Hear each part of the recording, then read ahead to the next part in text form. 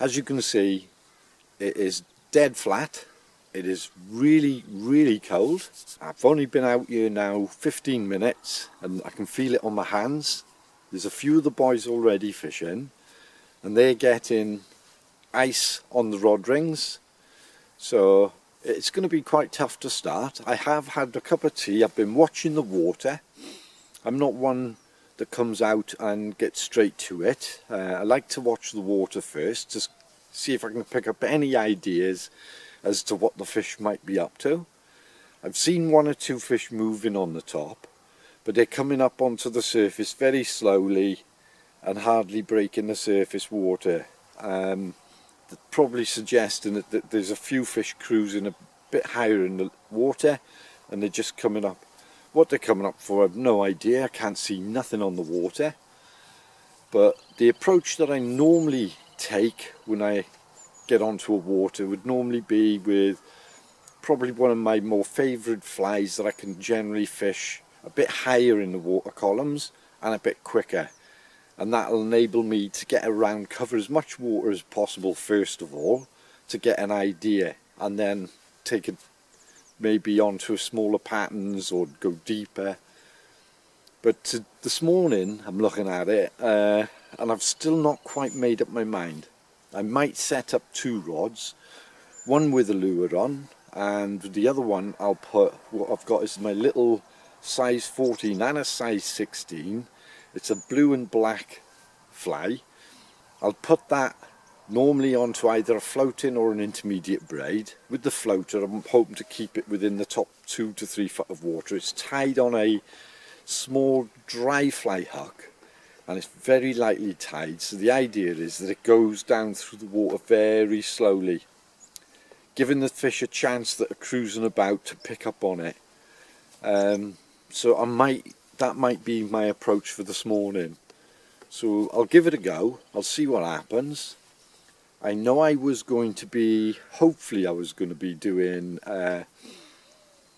going through the fishing into the wind, showing my approach when I fish against the wind, but obviously I'd rather do that when we have got wind, because there's a lot more to it than trying to explain it in water like this. It would be more difficult, so that'll have to give a miss.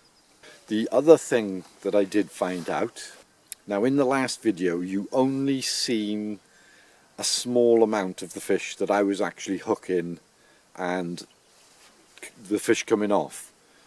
And I did say that I would have a look at this. Now it wasn't the case of, which I realised later on in the day, that it wasn't anything to do with the line being too stretchy or too tight. It was nothing to do with the size of the lure. I know on occasions it can be, but it was too consistent for this to be the case. So I realised there has to be something behind it. So I had a theory. I've got it checked out, and apparently it's so that when you get newer stock fish, now we did have a stock in before that last video here, about 2.5 weeks before. So it's that the fish, when they're newly stocked, more often than not, they have a softer mouth. So that's more than likely what the problem was there. So as they're in the water a bit longer, they'll get more established, and obviously then, you know, it'll be fine. But yeah, newly stocked fish it appears to be. So we'll have a go on the water, so we'll see what we do.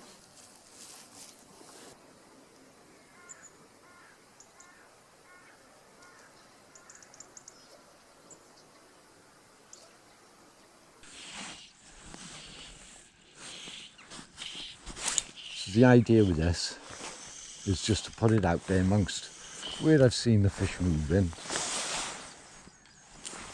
like so. Now with the water being as flat as this and no ripple, sometimes the tippet will take a bit of time to go down, so a couple of quick jerks can sometimes help. Well, I just tied up a few more flies over, or lures and flies, over the last few evenings. Guy opposite me there now, he's got a couple of my olive damsels, the olive damsels lures. He had a couple of them, he had a couple of these blues, and I've given him something totally different that we're going to try later today. And he's just saying now he just got hammered on the damsel and snapped him. The best chance of fish in these conditions is the first few hours and the last few hours, while the sun is low in the sky. During the day they will drop down and become very difficult. A rough guide is the flatter the water, the deeper the fish. Now my preference is a floating line and vary the length of tippet to suit. This gives me more options on presentation of the fly.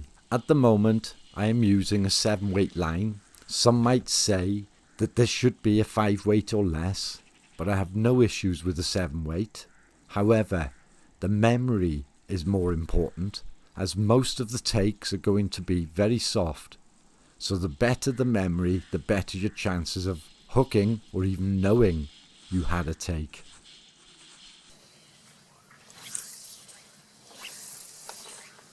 Apart from Di missing that fish this morning, we have struggled. Between us, we have only had a few very gentle knocks. We've tried everything, even the bung, which is most favoured on these conditions. So I've changed my line to the wolf line, which has a welded loop and enables me to put a 10-foot tippet on plus my braid. I can now confidently bring this through my top eye, whereas with the braided loop, I will not bring it through the top eye. And I'm going to try this new fly, which is a bit like a bloodworm or ap, and Di is on the sink line and booby.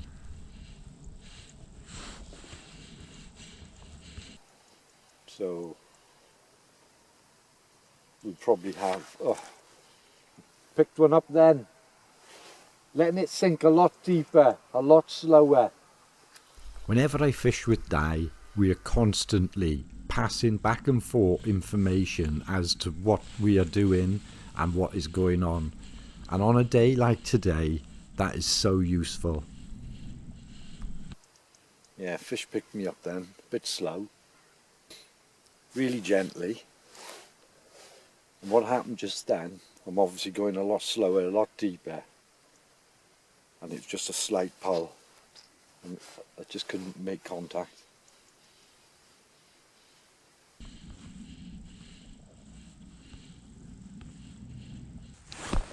Okay, so we've been, 2 of us up here, fished all day, tried everything, not getting nothing. We've had a few bumps, and then last night I sat there, had a bit of inspiration, tied this strange looking thing.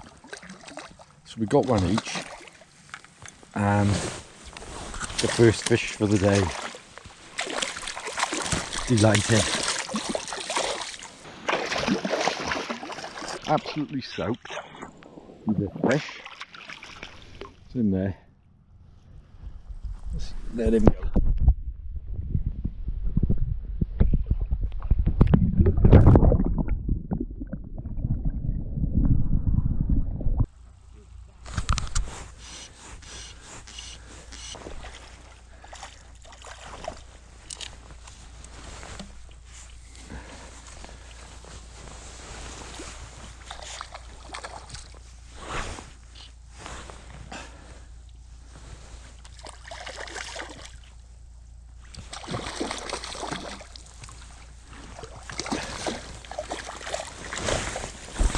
Lovely.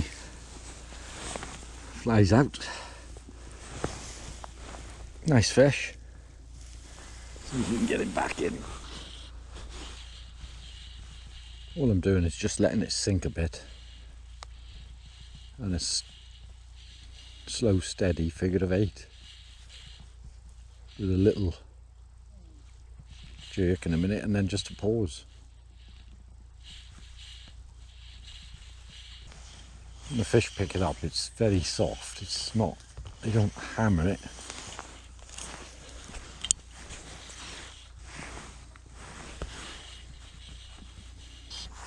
Well, it's either I've got me another good fly, or the fish have just come on.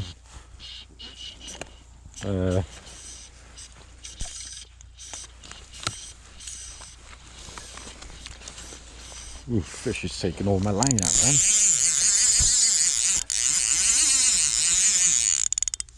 God blimey. I don't think he's going to be that big, it's just that they fight really well. And these colder conditions now suits them very well. Well, at last we are getting a few fish. Di did get one on the booby. That was about an hour ago. He then put the same fly on as me and had a fish second cast. The conditions are changing. There's more cloud and it's colder.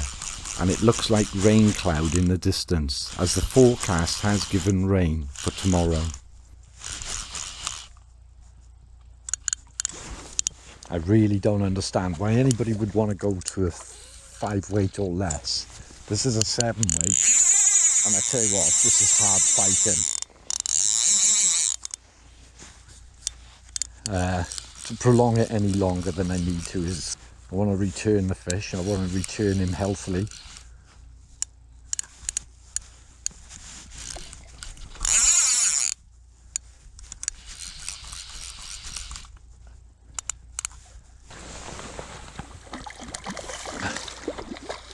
And these ain't even the big ones. Just picked up another one again then. It's unbelievable. Struggle all day. And then they just really come on. And that thing is, oh, hammering it.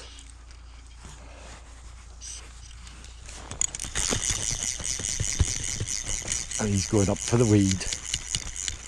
Try and turn him.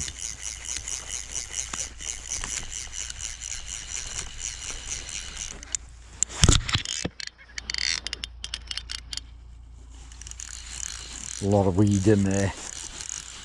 Try and get him out. Shaking his head like nuts.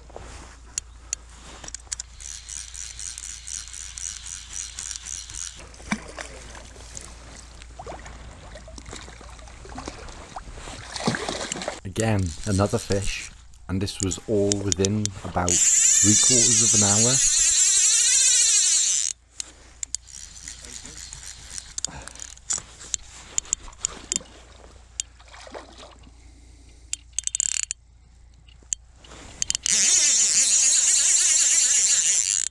God blimey, I just put the clutch up a lot higher then, he's still ripping it off.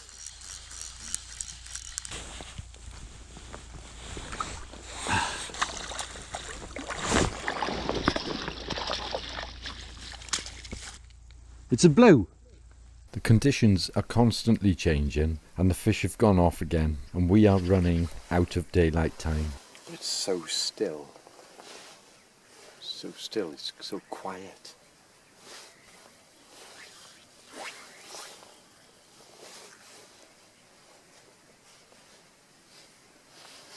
So I'm going to just let this one drop a bit deeper.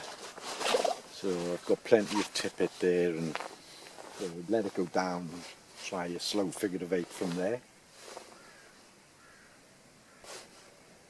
Watching this pattern in the water, because there's not much of a dressing on it, it's just the tying thread which I varnished over, the little legs on there. I don't like too long a lead, as long as there's enough there for some movement, because you probably end up losing half of them anyway with the fish chomping at it.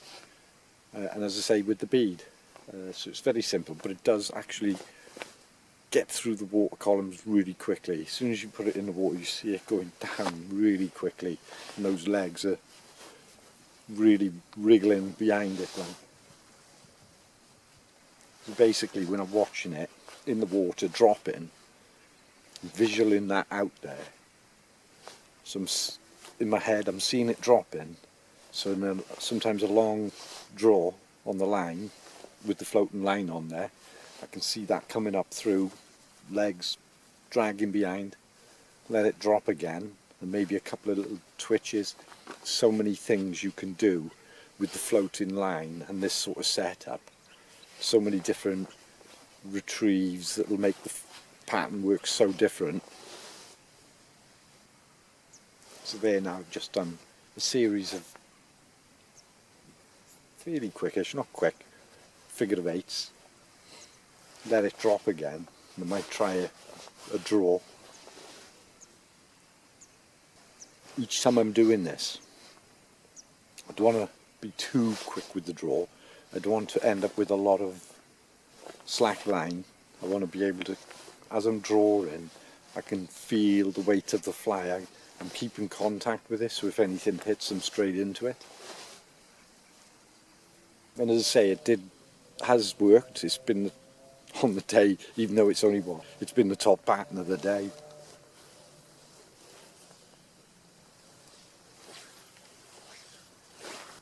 Chances are, fish it now, we're later afternoon, so the sun will drop down behind the hill before long, and as it does, the light will fade a bit, and hopefully we might get a few more fish before home time.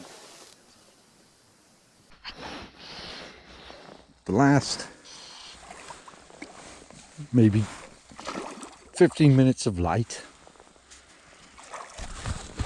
stripping the gold-haired hares there down the margin, gets this one in. The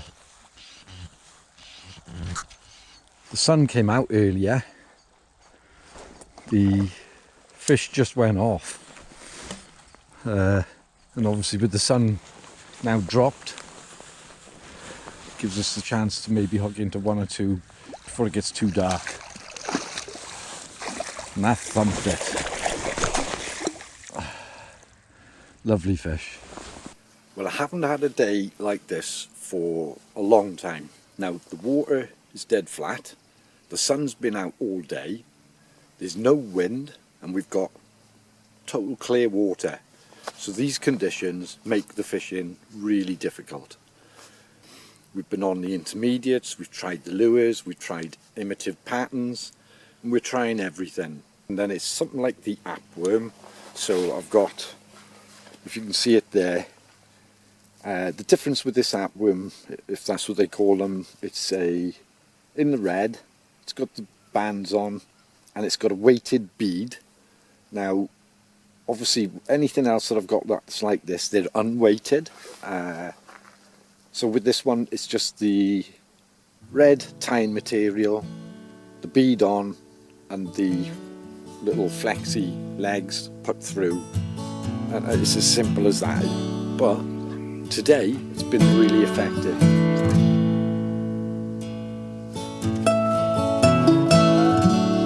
Fish up.